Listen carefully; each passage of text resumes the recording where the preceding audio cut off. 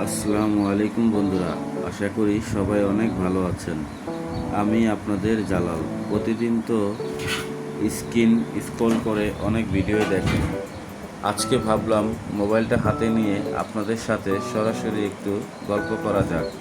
সব সময় তো আর ব্যস্ত থাকলে চলে না, মাঝে মাঝে মনকে একটু ফ্রেশ করারও দরকার আছে।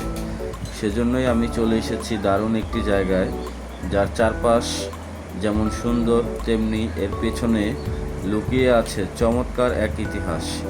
কি সেই ইতিহাস, চলুন আপনাদেরকে একটু ঘুরে দেখাই।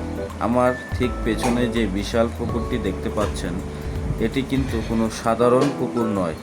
এটি হলো ঢাকার নবাব হাসানুল্লাহর স্মৃতি বিচরিত ঐতিহাসিক পুকুর।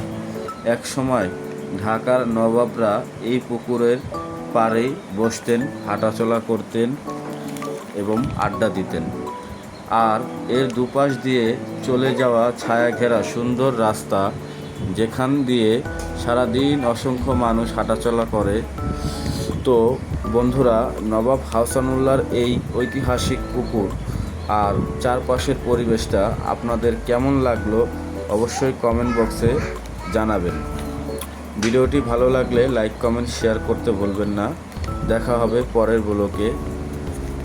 সবাইকে অসংখ্য ধন্যবাদ ভিডিওটি দেখার জন্য। আল্লাহ হাফেজ।